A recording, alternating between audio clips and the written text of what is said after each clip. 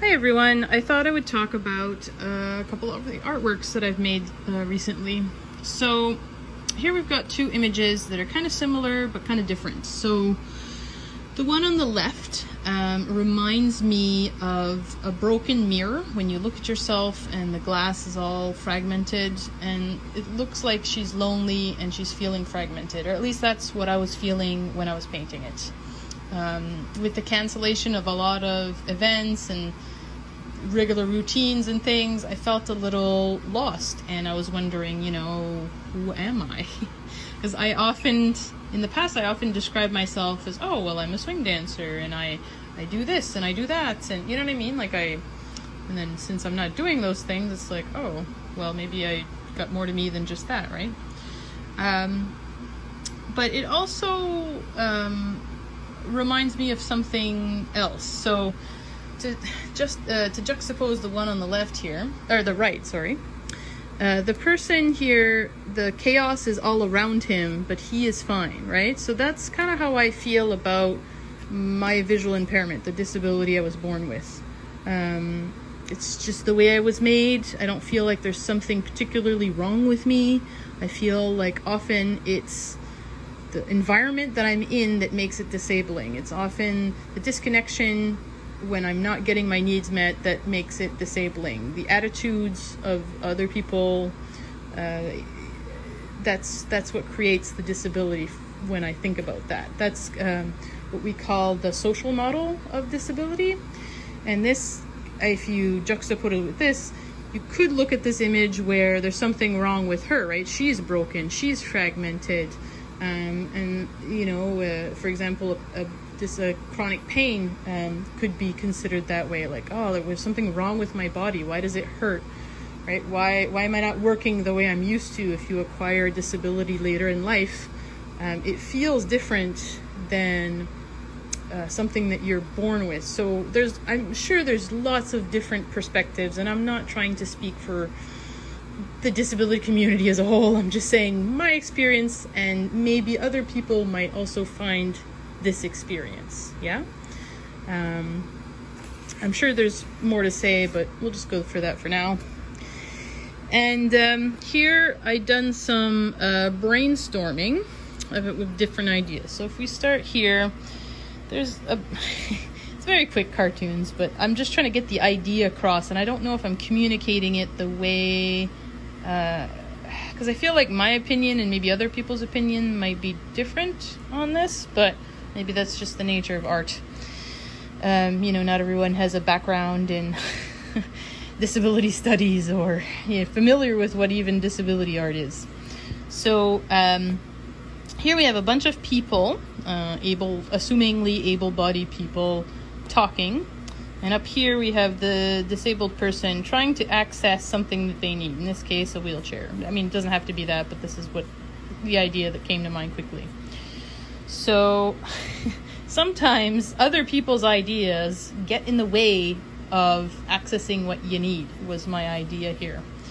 Sometimes it's ableism, sometimes it's people don't think we need things, or we don't look like we need things, or I don't know. There's different attitudinal things here.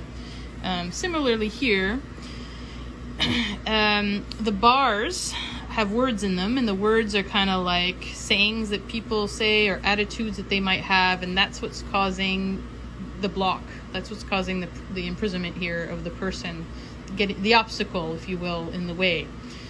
Again, I don't know if I'm communicating that clearly. And here we have, again, a typically able-bodied person, a lady in a wheelchair, and he's walking kind of fast, and he's motioning his hand like, all right, lady, I got this. He's all filled with confidence, and he's ready for action. But it's like, where's her voice? You know what I mean? Sometimes in other people's momentum, it kind of blocks your voice. And the world is already built for the able-bodied person, not the person with the disability. And it's like, okay, maybe that system that that you think you got this works for you, but her needs might be different, for example. And here We have on the top, these are all just a bunch of tools, you know, hearing aids, computers, you seeing eye dogs, magnifiers, wheelchairs, attendants, things like that, yeah? And these things cost money, a lot of money. It's because they're kind of rare. They're not the everyday use, so, you know, that can be a barrier to access. Also, sometimes a person doesn't look disabled enough, or they don't meet the qualifications enough, or there's just like a technicality that rules them out of getting maybe funding for these things, and that's kind of what I was trying to represent here. And then here we've got a person, and she's got her regular backpack of problems, you know, her baggage, if you will, and then the unseen baggage of, you know, when you have a disability that you have to carry as well. And this is, you know, can be quite tiring to have all those thoughts, and, you know, you're not really seen or represented or seeing. It's kind of like these big invisible problems, you know, like a cloud over you or something.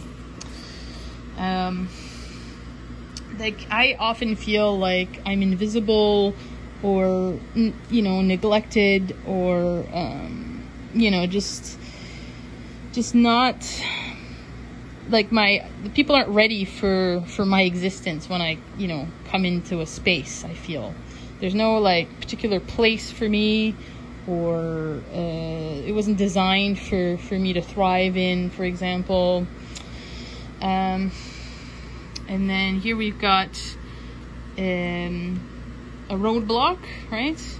And silos. And the silos have to do with, it's not that, you know, there are tools out there and they work well, but they need to be implemented within an environment, and people need to comply with them for it all to work.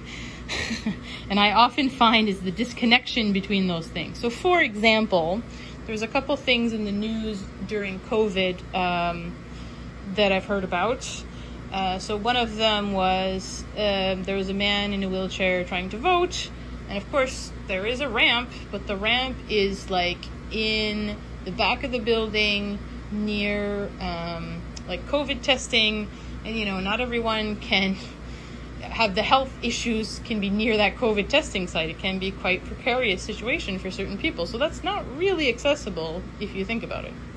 So it's like, or when a friend of mine called the telecare and she doesn't drive a car, but it's assumed that she does, and they're not ready for her, right? They don't know what to do. They have to call her back. Takes them a few days to figure out how is she supposed to get her COVID test, because she can't take a cab.